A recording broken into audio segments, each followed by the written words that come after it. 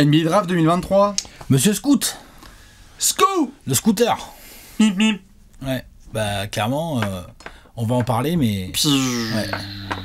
Nous allons faire le profil de Monsieur Scoot Anderson. Alex, comment ça va? Ça va bien, on se rapproche de la draft gentiment. Yes, c'est cool. Dans la soirée du jeudi 22 juin au vendredi 23 juin, donc en gros à 1h du matin quand il est vendredi, donc dans la soirée de jeudi, vous prenez rendez-vous. Vous vous abonnez sur la chaîne Twitch de Trash Talk, vous viendez, et on passe une soirée mémorable ensemble. Pour celles et ceux qui n'ont toujours pas vu, nous avons fait une grosse vidéo dédiée à Monsieur Victor Wembanyama avec toujours ses introductions de fou furieux gérées par Léonce. Exactement. Le MVP. Avant ça, si vous voulez vous marrer, you win, tout à fait. Avant ça, si vous voulez vous marrer, n'hésitez pas à aller checker les potos Tony Parker, Céline Dumerc, Alex et Bibi. On est sur la chaîne YouTube de Parents Sport. On a fait une vidéo qui s'appelle le banc de touche. Petit spoiler, si vous voulez voir Alex atomiser Tony sur un quiz où il faut deviner un maillot, si vous voulez me voir envoyer de la brique du milieu du terrain ou Céline Dumerc nous expliquer Call on the Morning et du matin. Voilà, exactement. Il y a plein de choses à regarder, on a bien rigolé. Exactement. C'était sympa. Tout à fait. C'est en escroc en premier commentaire. commentaire. Même plus les défis un peu au tir. Ouais. C'est pas les deux clients les plus faciles à prendre au tir. On a fait de notre mieux. Voilà. Non mais tu vois, c'est important. Tout à fait. Présenté par l'incontournable, l'exceptionnel Marie Patrux évidemment. Vous pouvez aller foncer et merci pour celles et ceux qui ont balancé des retours, ça fait chaud au cœur. Ça fait bien plaisir. C'est juste en bas. Voilà, classique. Exactement. Nous avons fait le profil de Monsieur Victor Wembanyama et on en fait un deuxième. Comme on en avait parlé dans l'intro de la Wemby, je rappelle pour les fans de Charlotte et de Portland qui sont en train de regarder cette vidéo, entre autres. Il y a deux profils de draft vraiment longs, Scoot, Wemby. Il y a une grosse piscine qu'on va faire après avec nos slippers, nos coups de cœur, les Français. Les busts. Les busts potentiels. Ça j'aime bien ça. Quand tu reprends les vidéos des busts et tout. Oui, machin et tout. Ouais. Le fit est horrible. J'aime pas du tout ce genre de joueur.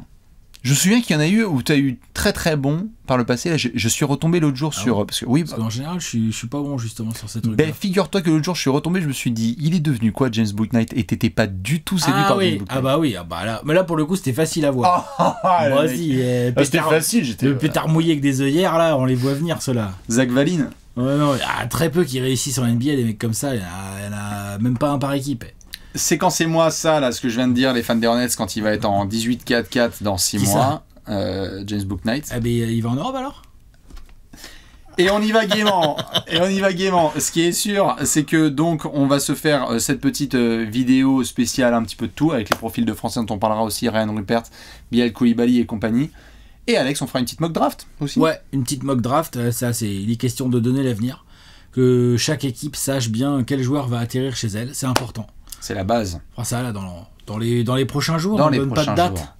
Non, on donne pas de date. Dans les prochains jours. Ça sera là, activez la cloche. Voilà, restez connectés, mettez la cloche, c'est ça. Mettez un pouce aussi. Mettez la cloche et un pouce, sinon vous allez énerver Alexinator. Voilà. Et si vous voulez lire d'autres profils exceptionnels, ils sont sur le site de Trash Talk avec Lohan, Giovanni, Nicolas, Arthur, Alex et toute la clique. Vous pouvez vous faire plaisir, évidemment. On va gérer cette présentation de la draft. Avant aussi d'autres copains français, envergure. Exactement, envergure à lire, incontournable.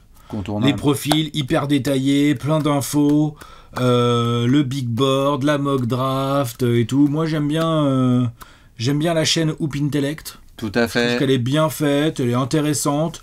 Et finalement c'est technique, hein, donc faut s'y connaître un tout petit peu, mais ça donne une bonne vue globale de pas mal de joueurs. Nous sommes d'accord. Voilà. Nous avons fait un freak, nous allons peut-être en faire un autre. Nous allons faire le profil de Monsieur Scoot Anderson. Alex, je rappelle avant de te lâcher tel un Scoot Anderson en transition. C'est un joueur que j'aime beaucoup ça. Eh oui, on va faire le profil du joueur pour faire un petit peu la fiche CV. Après, on fera les points forts et les points à améliorer. Ensuite, on fera une petite comparaison avec des joueurs NBA peut-être actuels ou anciens. On pourrait imaginer un peu de ceci et cela dans la grosse marmite. Et puis on termine avec de la projection. Projection, exactement. Quelle équipe va choisir, à quelle hauteur il va être sélectionné. Et la fameuse question, Brandon Miller, les frères Thompson ou Scoot Anderson ou Jarris Walker. Walker. Jarris Walker. Anthony Black et toute la clique. Vous pouvez évidemment donner vos avis là-dessus. On va commencer par le profil. Ouais. Attention. Bestiaux. Bestiaux. 1m90. 6'3". Ouais, c'est ça. Non. Si, entre 6'3 et 6'4. J'ai mis un truc à 90. Envergure m'a mis 1m93, je crois. J'étais assez impressionné. Je vais aller checker. 1m93, ah ouais, moi j'ai vu plus petit ailleurs, moi. Mais j'ai l'impression, en le voyant comme ça, c'est plutôt 1m90, 91, mais bon, c'est plutôt un 6'3 qu'un 6'4. On me dit 1m93 pour 88 kg chez Envergure. 88 kg, ça je valide. Et alors, on me dit 1m88 pour 89 kg chez Wikipédia. Tu vois je préfère Envergure à Wiki. Par contre, sur les kilos, on est tous d'accord. Hein. C'est un tank. C'est-à-dire que les épaules du garçon, c'est-à-dire que... Vous voyez Westbrook aujourd'hui ? Bah voilà. Est-ce que vous connaissez le football américain ? Tu vois, mais c'est vrai. Il a des épaules. Il a 19 ans. Hein. Il a déjà le corps d'un mec qui est en NBA depuis 6 ou 7 ans. Vraiment. Oui. Quand on a parlé... Très impressionnant. Pareil, très impressionné et très impressionnant en effet, Scoot Anderson. Quand on a parlé de mini LeBron avec du Eric Bledsoe, il y a de ça. Quand on a vu Anthony Edwards démarrer en NBA, il y a de ça. Le corps est déjà prêt pour tout ce qu'un joueur de sa taille et de son poste doit endurer. Exactement. Et puis il y a une bonne petite envergure, il y a des longs bras, il y a plus de 2 mètres. Donc pour un mec d'1m90, c'est bien. Il joue en G-League Ignite. Dans l'équipe de G-League Ignite, c'est le joueur le plus jeune à avoir foulé un parquet dans l'histoire de la G-League Ignite. Et il fait des dégâts. Tout à fait. J'en profite, Alex, quand même, parce que je pense que ça va être un joli débat qu'on va pouvoir avoir par la suite. Les 2 plus gros prospects de la draft 2023 ne jouent pas en NCAA. Non. D'ailleurs, c'est un vrai sujet sur lequel la NCAA est en train de se pencher, parce que je pense que ça les énerve. Mais clairement, il y a de la concu. La concurrence européenne de l'école de formation européenne, elle est connue déjà. C'est pas, je veux dire, on a parlé dans des vidéos précédentes de Luka Doncic, Porzingis. Enfin, il y a plein de joueurs comme ça. Il y a des Européens ou non américains qui passent par le système universitaire américain, mais il y a aussi des mecs qui débarquent directement depuis leur club, notamment européen, et de plus en plus. Donc là, ça va être le cas de Victor Wembanyama, mais c'est vrai que tout en haut de la draft, il y a également Scoot Anderson, qui n'est donc pas un produit du système universitaire. Ça commence à devenir un peu... une tendance. Hein, c'est vrai, hein. Jalen Green. Les joueurs, ils sont là, ils font non, mais moi, en fait, je veux bien jouer avec des hommes, tout de suite. Jalen Green, Jonathan Kuminga, tout à fait jouer avec des hommes, et puis... La thune. Toucher de l'argent, puisque en effet à l'âge de 17 ans et des poussières, si je dis pas de bêtises, monsieur Scoot Anderson va signer son premier contrat avec la G-League. Je crois qu'on parle de $1 million l'année ou les 2 ans, je crois, un truc comme ça. Ouais. C'était $1 million sur 2 ans, un truc comme ça. Et payé pour jouer. Et payé pour jouer avec des professionnels. Donc ça veut dire affronter aussi des adultes, comme t'en parlais là avec Wembanyama qui affronte des darons. Scoot Anderson, il a aussi affronté certains darons en fait, parce qu'il y en a qui traînent en G-League. En G-League, il y a des joueurs de bout de bande, vrai gros darons, et tout, bien sûr. Tout à fait. Donc c'est vrai qu'on l'a vu du rookie qui joue pas, qui essaie de faire ses preuves, tout à fait. Né le 3 février, et si vous êtes du 3 février, vous avez de la chance, vous pouvez faire du scooter. 3 février 2004, en Géorgie, produit de Marietta, pas très très loin d'Atlanta, évidemment. Le papa a été coach sportif, et 3 de ses sœurs ont joué en Division 1 NCAA, au basket. Donc c'est très sérieux. Il y a du sport. Alors, ça joue. Chez les Anderson. Genre, il s'est fait mater par ses sœurs, il a dû, tu vois, en famille, ça devait pas être facile, le 2 contre 2. Le fameux, tout à fait, le fameux emblème, comme tu peux raconter, Alex, aux enfants, la fameuse construction de la famille Miller, Reggie Miller. Reggie Miller, avec Cheryl Miller, la grande sœur. Qui était un peu forte. Hein. Ouais, très très forte, et Reggie, il l'a dit à plusieurs reprises, il dit, moi, j'arrivais pas à battre ma sœur. Une des meilleures basketteuses de l'histoire de l'humanité. Donc quand elle vit dans la chambre d'en face, parfois c'est un peu compliqué. Ouais, c'est clair. Scoot Anderson, voilà, et donc comme on l'a dit, G-League plutôt que d'autres universités où il a eu des offres, hein. Auburn, Georgia, c'est sûr, vu le phénomène, Floride. Vu le phénomène, à 17 ans, ça devait se voir. Hein. C'est ça. On l'a donc vu plutôt en G-League. On a parlé de statistiques, etc. Mais sur le profil global, qu'est-ce que tu aimerais rajouter avant qu'on rentre dans les points forts ou points améliorés ? On va en parler dans les points, mais je trouve qu'il y a, évidemment, vous y attendez à du physique, hein, évidemment. Et il y a aussi une bonne attitude. Ah oui. Ça m'a l'air d'être un bon petit compétiteur. Je crois que les Américains aiment bien ce genre de joueur. On est sur un profil de meneur, évidemment, hein, poste 1. Combo, éventuellement, il doit pouvoir glisser en 2, mais moi, je pense qu'il va quand même pas mal jouer en 1. Je te poserai la question dans les projections. Je pense qu'il va pas mal jouer en 1. J'aimerais bien, personnellement, qu'il joue plutôt en 1 qu'en 2. Après, si tu le mets à côté d'un 1... il doit y avoir complètement moyen de tenir un bac court si tu as par hasard, le pick 2 à la draft et que par hasard, tu as déjà un meneur dans ton effectif. Au hasard. Il doit y avoir moyen. S'il y a des ball handlers de qualité... C'est ça. Exactement. C'est un teneur de balle. Scoot Anderson, c'est bien aussi d'en avoir à côté de lui, puisque dans la NBA moderne, vous l'avez vu, de Steph à Kyrie, en passant par même les Tatum qui doivent avoir les ballons en main, en passant par les Jamal Murray, en passant par les Jimmy Butler, et tout est obligé de savoir faire ça. Ouais. On va faire les points forts. Ouais. Bienvenue au laboratoire. Nous sommes avec un spécimen physique, comme tu l'as dit là dès l'introduction, qui sort du lot, parce que des athlètes comme ça, 1m88, 1m92, on n'en croise pas les masses quand même. En NBA, on en croise. Oui. Mais effectivement, il n'y en a même pas un par équipe. Mais on en croise quand même. Ouais, des comme ça, là, comme lui, à 19 ans. Il y a des garçons... je sais pas, regarde Ja Morant. Ouais. Voilà, on parle de ce genre de freak. En plus bodybuilding. Bien épais, c'est pour ça que j'ai cité Westbrook. Il mange Ja Morant au petit-déj. Je parle physiquement. Tu parlais de Westbrook, tout à fait. On est sur un combo. Ouais. Vitesse, puissance, détente, premier pas, élite. Élite de chez élite, puisqu'on est déjà en train de dire Ja Morant, Westbrook, tu vois, genre, quand tu commences à mettre un type dans la catégorie athlétique de Ja Morant et Russell Westbrook, c'est un type peut faire tous les sports qu'il veut dans la vie. Tout à fait. Non mais c'est vrai. Bien sûr, il aurait pu faire d'autres disciplines qu'on aurait dit ok. Moi, il aurait fait du foot américain. Aux 200 mètres, bien ça sûr. se trouve, ils sont sérieux. Hein. Et c'est ce qui fait qu'il a un rapport très foot américain et qui me fait penser à Anthony Edwards où il prend la balle et en fait il part en pénétration comme ça parce que phénomène physique tel que tu as l'impression que c'est déjà très facile pour lui d'accéder à un point qu'il se met en tête. Si Scoot Anderson a prévu d'aller d'un point A à un point B, ça va être compliqué. Scoot Anderson va d'un point A à un point B. Il va vite. Oui. Et s'il est à 400 km/h et qu'il dit attends, il faut que je contourne ce mec avec un Eurostep, il peut breaker, contourner et finir comme il faut. Complètement, tu as complètement raison d'en parler. C'est qu'il y a une maîtrise physique, équilibre dans les airs. Putain. Qui est assez hallucinant, c'est-à-dire qu'il y a la puissance, il y a la vitesse, il y a le premier pas.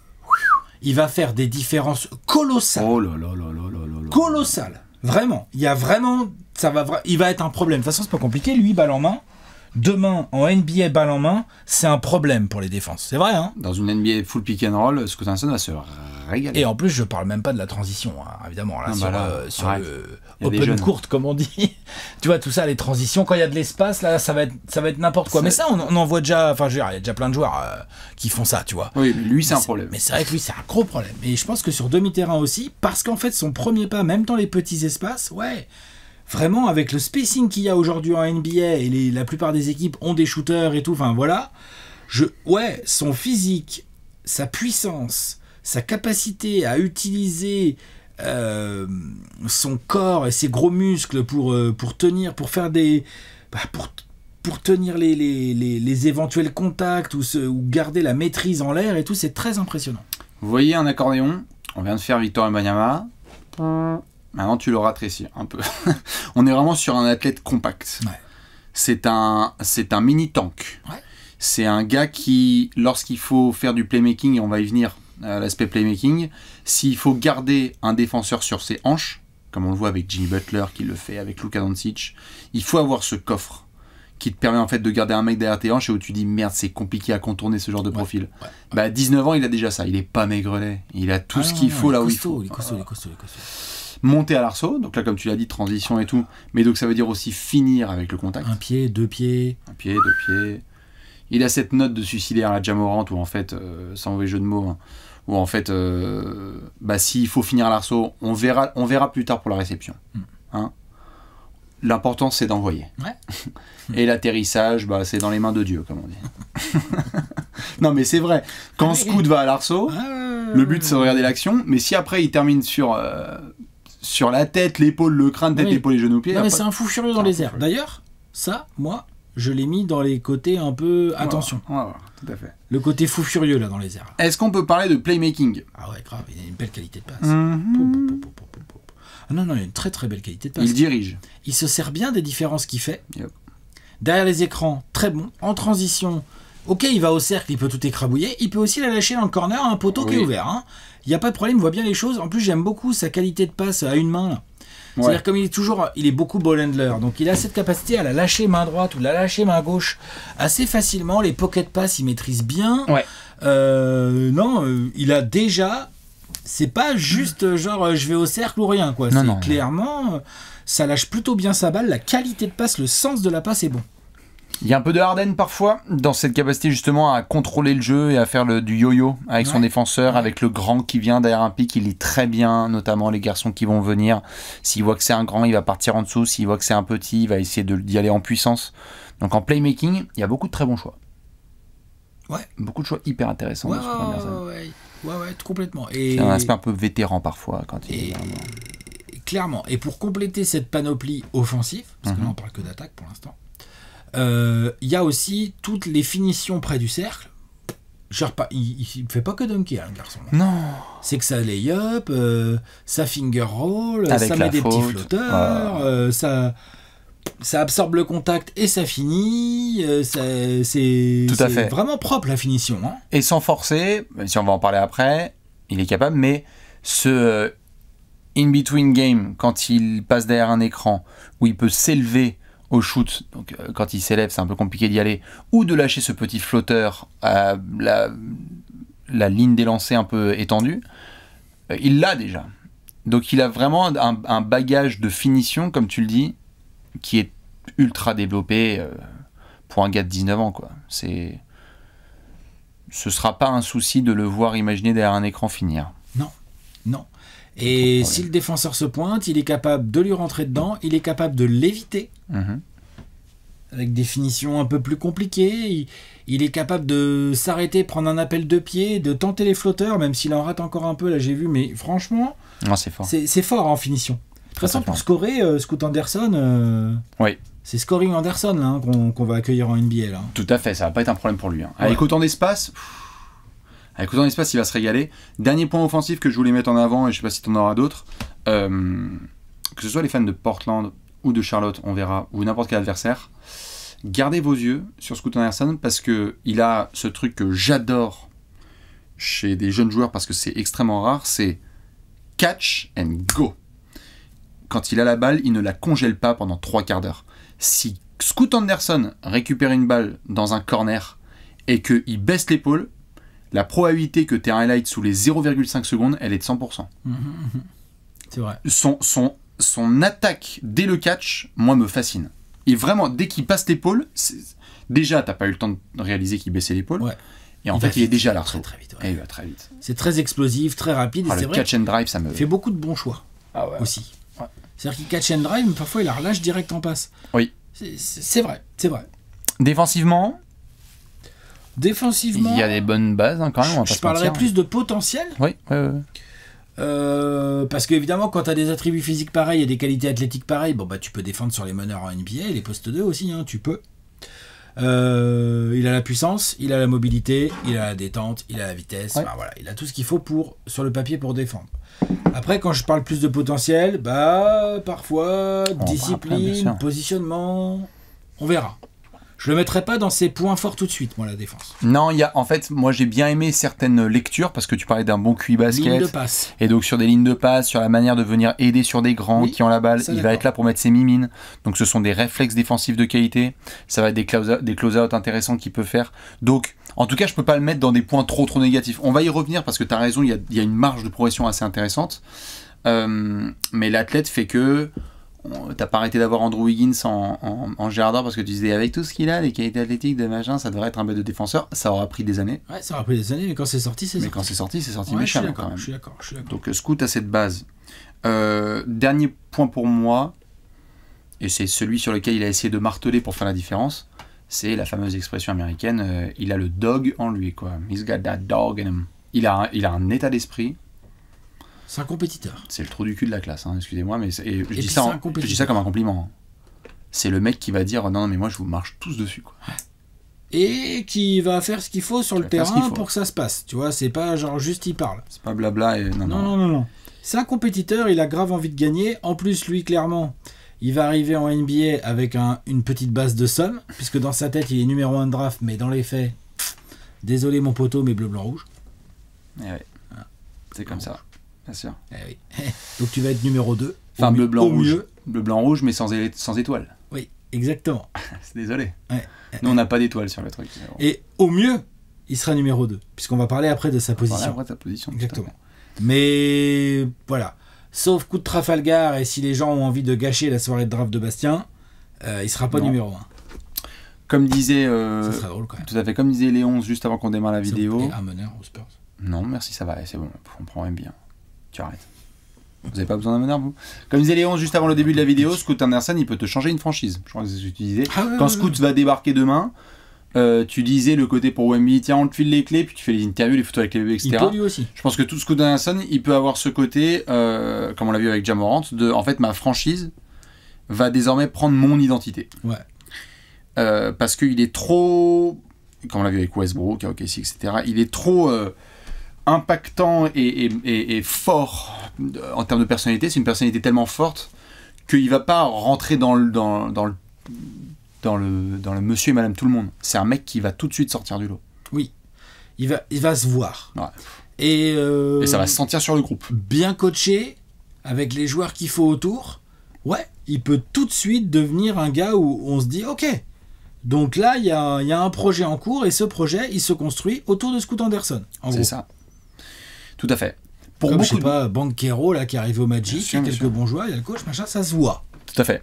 Pour beaucoup de gens, avant de revenir sur les débats avec Brandon Miller, etc., mais pour beaucoup de gens, Scoot Anderson est vraiment, très clairement, no doubt, le deuxième meilleur prospect de cette draft. Pour beaucoup de gens, mais est-ce que c'est le cas dans la tête du staff et des dirigeants des Hornets? C'est ce qu'on va voir. Et là, la vraie question. Est-ce qu'ils se posent des questions sur des points améliorés? Bah, c'est possible. C'est possible. C'est une belle transition. Est-ce que t'en as? Transition façon Scoot Anderson. Yeah. Oui, j'en ai un vraiment très important à mes yeux. On en parlait tout à l'heure, je l'ai un peu ouvert. Son côté fou furieux dans les airs, là, alors c'est génial, c'est spectaculaire et tout, c'est quand même pas le meilleur truc pour de la longévité en NBA. Non, c'est pas le meilleur truc. C'est-à-dire que, effectivement, tu l'as dit en rigolant, il s'en fout, il décolle, et puis on verra bien pour l'atterrissage. Ouais.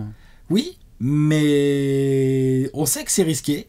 On sait que le rythme NBA, c'est pas que pour Wembanyama que c'est difficile, c'est aussi pour ce genre de gars qui peut se blesser. Ouais. Bah, en fait, non, je pense qu'il a un corps tout à fait prêt pour la NBA. Je dis juste que effectivement, lui, au-delà de l'usure, il y a le côté genre, ah bah ouais, il est mal retombé, la cheville a tourné, et puis bah comme elle a tourné avec tout son poids et que ça revenait de haut, bah il y en a pour 3 semaines.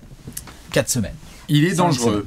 Il est kamikaze, il est dangereux. Fou furieux. Tu augmentes la probabilité de sûr par rapport à Luka Doncic qui reste proche du bitume. Bah c'est vrai. Par rapport à Larry Bird, il y a plus de risques que Scoot Anderson se laisse. Larry Bird et Scoot Anderson dans la même phrase, celle-là je voilà, tu l'as, c'est fait. C'est magnifique. Non mais c'est vrai qu'il a un jeu un peu à risque et à danger, donc il faudra faire gaffe.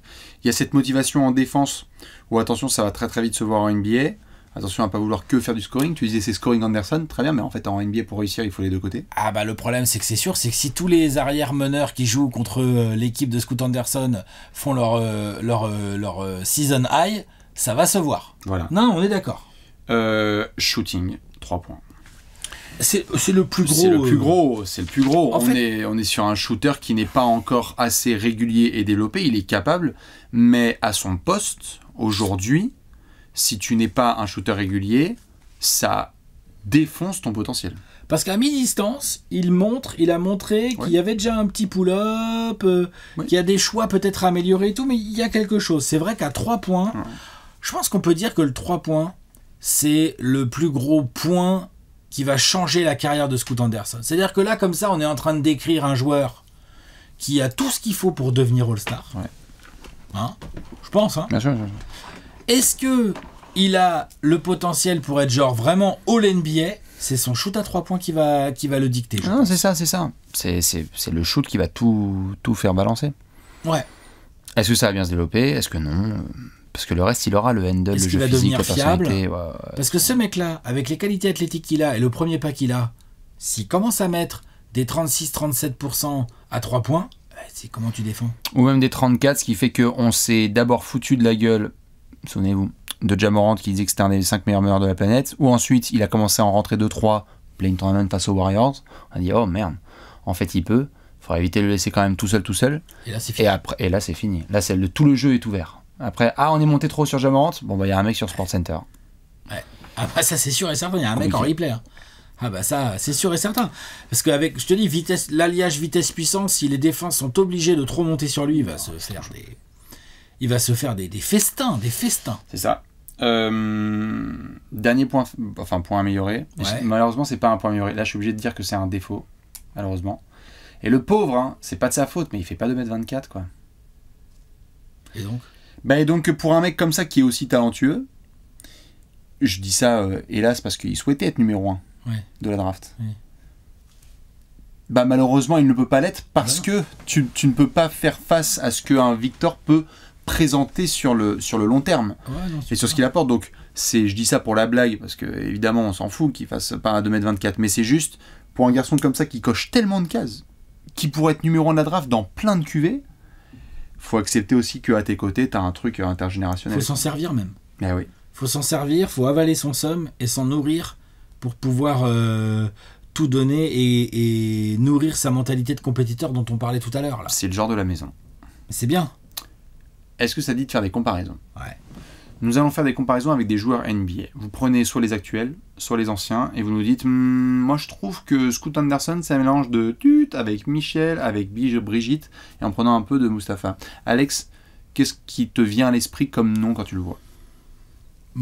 Je trouve qu'il y a un côté... on a cité plein de gars là, mais j'ai l'impression qu'il y aurait un côté... petit frère de John Wall et Donovan Mitchell. Ok, intéressant. Puisque c'est un combo, et Donovan Mitchell c'est un combo. Oui. Un peu trop petit pour être 2, pas un vrai meneur, mais tellement athlétique qu'il arrive à tenir le poste 2, scoreur, des appuis de fou furieux, un premier pas de fou furieux, une détente de fou furieux. D'ailleurs, si Scoot Anderson il veut prendre exemple sur Donovan Mitchell pour développer son shoot à 3 points, il est le bienvenu. Juste ne fais pas la même défense que lui, s'il te plaît. Voilà. Et John Wall, parce que vitesse, distribution, et sortie de pick and roll, gros passeur. On a oublié quel joueur était John Wall et quel passeur il était. Et le côté compétiteur de ces deux gars-là, je trouve que Scoot Anderson est dans ce genre de veine. J'ai vu plein d'autres comparaisons, Derrick Rose, De'Aaron Fox, Westbrook évidemment. J'aime bien avec Donovan Mitchell et John Wall, moi j'aime bien. J'entends. Voilà. J'avais du Donovan Mitchell, j'ai mis un peu de Russ Westbrook évidemment parce que les early years de Russell Westbrook avec UCLA et son arrivée au OKC, il y a de ça. Mais le premier nom qui me vient à l'esprit, c'est pour la compétitivité, le coffre et ce mec de foot américain qui s'est gouré de gymnase. On dirait un petit Anthony Edwards. Ce côté shoot à développer. Grosse qualité, on va voir si défensivement t'as le truc. Il a le hit factor de suivez-moi, je suis un trou du cul et en fait je vais aller vous prendre et vous allez me suivre. Minnesota, ça a duré 2 ans l'affaire. C'est plus la franchise de Karl Anthony Towns, je pense qu'on est d'accord. C'est terminé. On va voir avec Scoot, mais je trouve qu'il y a un peu d'Anthony Edwards.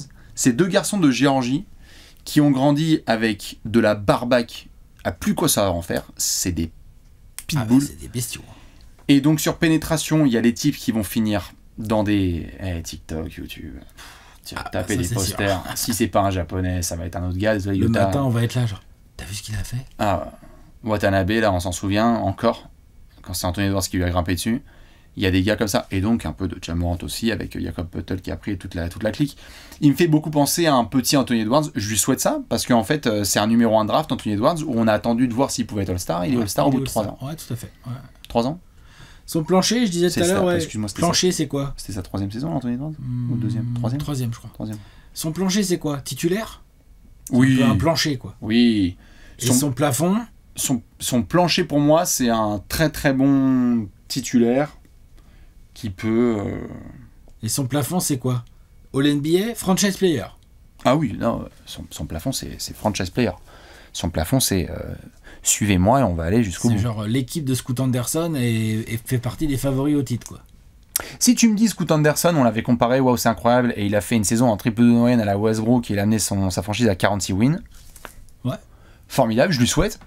Et c'est une très très belle carrière. Ouais. Je trouve pas ça hors de... Enfin, tu vois, c'est énorme. Ça a pas l'air hors de portée. Ça a pas l'air hors de portée. Ouais, c'est vrai. S'il fait... Non, il va pas faire Eric Bledsoe, quand même. Oh, putain. C'est dur. Hein. Non, il peut faire... Il y a qui de tanké, là, comme ça, là. Un peu de meneur, là. Des 1-2 un peu tankés qui sont... Donovan Mitchell. Ouais, Donovan, hein. Je trouve qu'il lui ressemble beaucoup, moi. Ouais. Il y a de Donovan Mitchell, là. Et s'il fait assez rookie de Donovan Mitchell, putain, ça va... J'espère que Wemby a prévu de charbonner, frère. Il pourrait être Roy, hein. Ouais, ça dépend où il va tomber. Parce que lui, il n'y aura pas de load management, hein. Ah non. Je te vois arriver avec ta transition, mais il joue 85 matchs. Lui, il va jouer 85 matchs, il va faire le in-season tournament, il n'y aura pas de problème. On va faire la projection. Je vois que tu te marres. Bah non, mais je me marre parce que... Mais pourquoi? Parce que je pense qu'il y a pas mal d'incertitudes et Mais t'aimes pas Steve Clifford? En fait, on dit beaucoup que c'est une draft à 2 prospects où genre la draft elle commence à partir du 3. Non. Moi je dis attention, je pense que la draft commence en 2. Elle commence en 2 la draft. Ouais. Moi je dis elle commence en 2. Je sais que ça va saouler les fans des Hornets d'entendre ça. Oh, je pense pas. Ah, moi je pense pas. Ah, je pense qu'il y en a qui vont dire non, je veux bien Brandon Miller. Ah bon? Ah ouais. Ok. Moi ce n'est pas mon avis. Moi je prendrais Scoot Anderson si j'étais les Hornets. Moi je prendrais Scoot Anderson si j'étais les Hornets.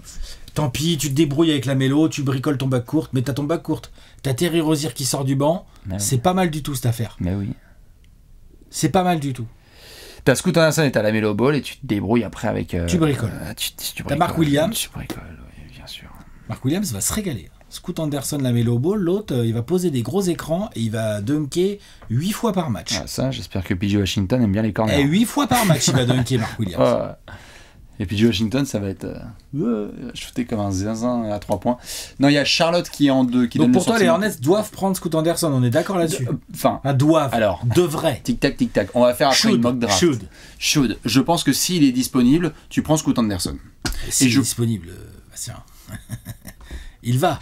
Bah écoute, faut savoir ce qu'on veut. Non, mais sinon, t'as cette question avec Brandon Miller, et moi je comprends. Après, il y a peut-être un garçon qui va sneaker, du verbe to sneak, et qui va monter en 2. Mais j'ai le sentiment qu'à Charlotte, il y a beaucoup à faire. Que tu as ton pivot que tu as envie de développer, que tu as ton Lamelo, et que ce serait bien de mettre avec Lamelo un garçon qui ne tabasse pas sa femme et qui est plein de potentiel. Et du talent, voilà, c'est ça, du talent. Il faut. Les Hornets, franchement, ils vont... Parce que... S'ils ont envie de faire un feat un peu mieux que Scoot Anderson avec Lamelo, je comprends, mais genre d'où les Hornets draft au feat là? Là, il faut prendre au talent là.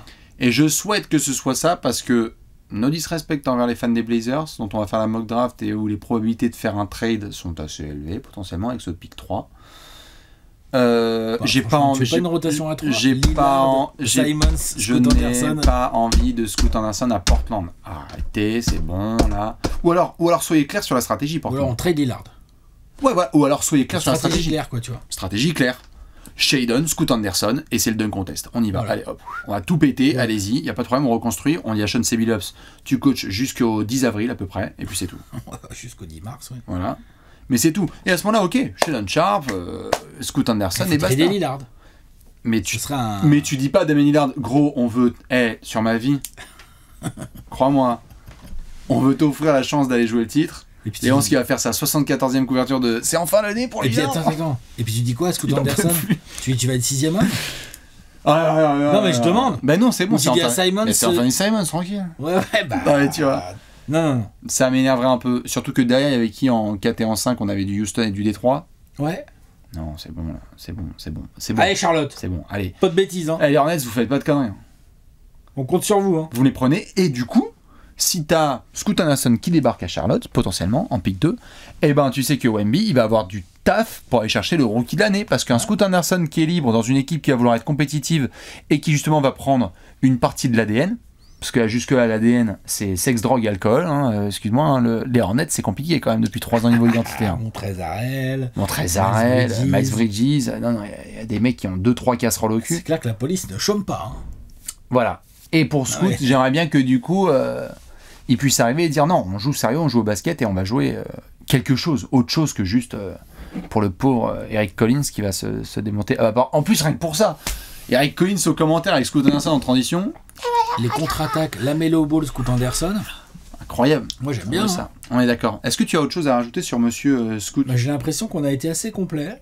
Je suis en train de regarder mes notes. Non, c'est bien. J'avais mis quelle saison rookie attendre. On est prêt pour la draft. La saison rookie, on aime bien la saison rookie d'un type qui peut se battre pour le Roy. Allez, 16-5-5 dans une équipe qui est compétitive, ça va être pas mal tout à fait. Ouais. Dites-nous ce que vous en pensez. Quel poste pour Scoot Anderson? Est-ce que vous le voyez aux Hornets forcément? Est-ce que c'est lui le meilleur joueur de cette draft? Pour les gens qui veulent penser et affirmer que Wemby ne sera pas le meilleur joueur de cette draft, ou est-ce que c'est quelqu'un d'autre? Ce qui est sûr, c'est que la prochaine fois qu'on parle de la draft, on va faire une grosse piscine sur les joueurs qu'on aime bien ou ceux sur lesquels on a un peu plus de doutes. Les prospects français, la mock draft et le jeudi 22 juin, la draft 2023. On sera ensemble sur la chaîne Twitch de Trash Talk. On est ciao. Bon ouais, ciao. Allez, des bisous, à la prochaine. Ciao.